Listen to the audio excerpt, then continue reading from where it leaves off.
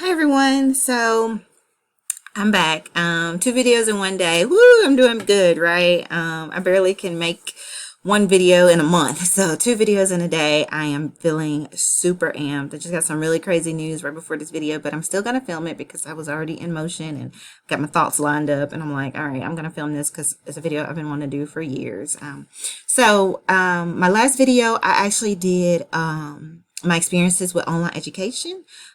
Most of my education has been completely remote at home or on some sort of web platform. Just because I have children, I have two children. If you just started following me, I have a 6-year-old, 10-year-old right now, soon to be 11-year-old. I got pregnant with my 10-year-old my freshman year of college, so she is a college baby, and so she is very in tune with just college lifestyle. That has been her entire life so far. So I really wanted to just share a day in the life of a college student and a mom, or from my perspective right now, a day in the life of a PhD student and mom. It is a lot, whether you are working or if you're not working, or if you are single, or if you're married, or if you live at home, or if you live by yourself. It's a lot. So I just been wanting to share this video because people that are not parents yet. I want them to really understand how much work parents do, on the backside of things. I've been there. I've been in the point where I wasn't a parent, so I didn't really know, and I was that person. I was like, I would never do that, and I would, oh my gosh, I would never, and stuff like that. And then actually had kids, and then I saw that some of this stuff you just got to do it because you don't have any other choice, right? To kind of go back to my original thought, the day in the life of a college student and mom. So it's not going to be like those other videos that you kind of see where it's like a POV where the person is carrying the camera around. This is more of a narrative. Just because, as much as I would love to carry a camera around in the morning time and in the evenings and show you guys what all I do, I don't think I can really do that. I just don't think I can do that personally. It's a lot. My children, they're very hyper and high energy sometimes, and I don't know. I would probably just end up dropping the phone in the toilet somewhere. So, okay, so day in the life of mom. So right now, I'm currently a full-time student. I take one class every 8 weeks, which isn't that bad because I'm online. But there has been courses that I have taken 12 hours, 15 hours, 18 hours a semester, and 21 hours, and still have to be a parent also. So let me give you a little bit of both. So, for those parents that are in person, that are going to physically going to college. So, generally speaking, their days they may wake up at about 5 a.m. depending on what time their course is. Like if you were like me, I had 8 a.m. courses because I had to work in the evening. So I would have to wake up at 4:15, 4:30 to get ready, to get my children ready, or get my child ready at the time. I had one baby then. And get them ready for college, get them ready for school. If they need breakfast, if they need a diaper bag changed, packed, if they need anything, any their needs, right? And then also my needs, if I'm hungry, different things like that. I need to do my hair, always do my makeup. Like I've always been that person, right? So that takes time. So you do that in the mornings. Then you obviously got to commute. So then, hop in a car, you commute, you drive your child to their daycare program or whoever babysits them, and then you drop them off, and then you got to drive to wherever you're employed, and you got to work throughout the day. So if you're a parent of a very young child, you may get called throughout the day because if they have an illness or different things like that, or a ringworm, or they got hurt on the playground, or they just won't stop crying, or whatever it is that the daycare is calling you about. Sometimes you have to leave and go do that, take care of that.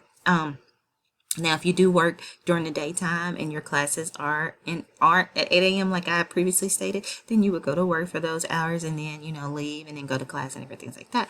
To flip it, the days that I went to class in the morning times and I went to work in the evenings, I would go to class from like 8 a.m. all the way until 5 p.m. And then or 4:30 p.m. and then go to work in the evening. So there are a lot of factors there that come into play with parents, and then they have to also get their children in the evenings, and then take them back home and feed them and read a story, try to play a game or whatever. So very hard, very hard whenever you have an in-person college experience and you're a parent. Very, I won't sugarcoat it for anyone. Very hard, because you still have to do your homework. You got to find time to do your homework, satisfy the needs of the program as well as your children, and then if you're married or anything like that, you got to do that as well. So very, very hard.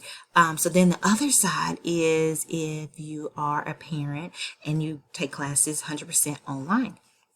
So I've done this as well. And generally speaking, my day may not start at 4 a.m. because I may not have to drive to work or something like that. The only time I will wake up at 4 a.m. is if I had to like get somewhere by 8. Because I've always lived very far from where I work or where I go to school. So anyways, you wake up really, really early. You do the same routine, but if you're online, the goal is to get somewhere stationary to where you can start your work. If that is Starbucks, coffee house, if that's a library, if that's back at home where it's quiet, personal study room or what have you. That's the goal, is to get somewhere that's really quiet, so that you can do your assignments. And then obviously always be on alert, be prepared, because the school could call you and say your child is sick and you need to go pick them up. So that's just like the other little tidbit that I keep adding in there, because as a parent, that's something you've always got to kind of keep, rotating in your mind. So then the other thing is, let's see, with learning online. So if you aren't working, that's great, because you don't have to take that time out to go to work. You can devote a lot of your time to your studies. If you are working and you're like me and you need money to survive, to eat, to thrive, to do anything, then you would, schedule out those blocks of time that you do your work. So if you work a general 8 to 4:30 job, or a 9 to 5, I try not to do the 9 to 5s because 5 is so late when you have children, because you still have to commute back to pick them up from your child care provider and come home and fix dinner or whatever you want to do with them for that evening. So the 9 to 5s, it sounds great, but it's awful if you're a parent, because it's by the time you get home, it's so late you can't do anything. So like I was saying, yeah, so if you are working, you want to set aside those times. So we're learning online. One thing that I've noticed is, you may have discussion posts that are due on Wednesday, and so you can plot that time. Okay, I'm going to do my discussion post on Wednesday evenings because I know that I have this time set aside that I can do that discussion post. But if you're like me and I like to get it all done, I'll do it on the weekends, and then during the week I don't think about anything. I can just come home, play with my kids, go sleep, eat, different things like that. But for those of us that don't have that leisure, or that haven't mastered that level of discipline yet, then that's another alternative. Just making sure you have that compartmentalized in your mind, that on Tuesday nights or on Wednesday nights or on Thursday nights, this is when I got to go and do my work. Or even if I only do 25% each night, Monday through Thursday, I'm going to get that 100% done by Thursday. Or whatever your game plan is, that is kind of how you have to tackle that, or else you won't get anything done. It is best to work when your children are asleep. I never once say work when your children are awake. For one, it's hard. You can't focus. If your children are anything like my children, they want to be on you. They want to be in your face. They asking a bunch of questions. They want to tell you what happened that day. They're fighting sometimes. They're arguing. Sometimes they have accidents. They need help. They're hungry. They're sleepy. So they have a lot of needs, and it's not really fair to them to be on the computer when they have those needs. Sometimes you can't really avoid it, because especially if it's a very big project and you're like, oh my gosh, I got to do this right now and I got to finish it because I don't have time. But it's best to do the work when they're asleep. And that's where the extra level of dedication comes, because you have to wake up really early in the morning, or you have to stay up, like take a nap or something, and stay up late at night and do the work after they go to bed. So let me go past that. So like really compartmentalizing when you're going to do the work, at what times, different things like that. That is a huge factor, when you have children, when you're working. I always say don't get a job that's too big that you can't handle when you have children, because your children always come first, regardless of where you work. I've said that everywhere I've worked. If I worked at a gas station versus if I work for a big corporation, my children come first. If I need to leave and go take care of my children, I'm going to go do that. Because whenever I'm done with this job, my kids are still going to be here. And so it's not fair to them for me to traumatize them for a job. That's not really fair for them. So really think about that whenever you're selecting your jobs and you're also trying to be a student.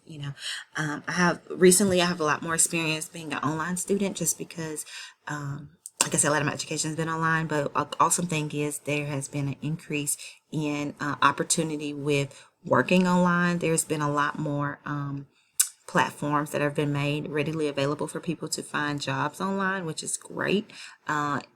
Online jobs have always been in the picture, but not at the level that they are now. There are just ridiculous amount of jobs. If you can work online, I say do that, because that saves a lot of time, and you can do two things at once. You can take care of your children, go pick them up. You can work from home, do your homework, and do it all at one time. But if you don't have that leisure or that pleasure to do that, then you need to make sure you compartmentalize those time blocks, or have some extra support in place that's going to be able to help you with your children. My mom is a big support. She helps a lot, with the children. I have sisters, different things like that. Different people that are able to help with the children, so that you're not overwhelmed all the time. And whenever they do get your attention, you're not about to go crazy. Okay, so day in the life. So you pick them up from school, and like I said, you could cook dinner if you decide, or not, or pick something up. I don't really say pick things up, because if you get in the habit of picking things up, then that's the fastest way to gain weight, to get fat, is what I say. I try not to get in the habit of stopping at fast food restaurants, because it's super easy to do that, but it's not always the healthiest option. So if you can make big pots of food, or crock pot or meals or something where it lasts you at least 3 days, so that you don't have to be extremely tired and wore out trying to get meals. That is the smartest thing to do. And then let me see. Obviously you want to spend time with them in the evenings and do different things like that. And we talked about that. You just putting that work aside, spending that time with them. And then weekends. So weekends, I try to dedicate a lot of my time to my children on the weekends. And I co-parent, so some weekends I have them, some weekends I don't. And so the weekends that I do have them, I try to give them that one-on-one time. The weekends that I don't have them, that's schoolwork days, or that's days I spend with my fiance or my family or whatever. Or just by myself. That's just my time, right? But the days that I do have my children, that's their time, and that's their prerogative, right? They deserve that. And so just try not to overwork whenever your kids are around, because when you get done with your degree, your kids are still going to be there, and they could be traumatized from the degree that you're going through, or the job. And I always say, if the job is too much that you're in, then you either need to talk to your employer and let them know, hey, this job is too much for me. I'm in school, I'm taking care of kids, and I am overwhelmed. Or you need to be looking for another job that is a little bit simpler, so that you're not so overwhelmed and stressed out. That's pretty much it. If you're an on-campus student, I encourage you to get out and take your child on campus, so that your child can explore different things, different groups, activities. If you're a virtual student, you can still do the same thing, just through virtual platforms. If there's like a mommy and me date or whatever, just finding different outlets, so that you have that release, and your child has that release too, while you're still working on your degree. So I know I said a lot in that 15 minutes, but hopefully that helped you guys. That's just my own personal perspectives on a day in the life of a mom and a student. I'm sure someone else has other perspectives, but hopefully you're able to take that and use that and apply it to your own life. And I wish you all the best of luck as you navigate through your college journey, and as you raise your children. And you got this. Bye.